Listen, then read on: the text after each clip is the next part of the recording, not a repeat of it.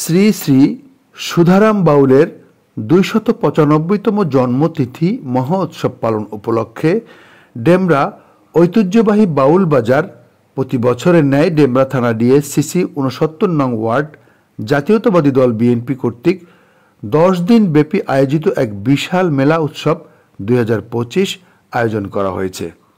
আমাদের প্রতিনিধি শরীফ আহমেদের প্রতিবেদনে দেখুন বিস্তারিত। উক্ত মেলায় ব্যবস্থাপনা কমিটির দায়িত্ব পালন করছে ৬৯ নং ওয়ার্ড জাতীয়তাবাদী দল বিএনপির সভাপতি রফিকুল ইসলাম রফিক।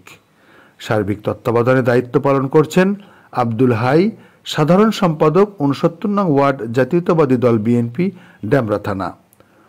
অত্যন্ত সুন্দর পরিবেশে স্থানীয় আইন শৃঙ্খলা বাহিনীর সদস্যরা ও নিজস্ব ভলান্টিয়ারে তারা সিসি ক্যামেরায় নিয়ন্ত্রিত নিরাপত্তা ব্যবস্থা জোরদার করা হয়েছে।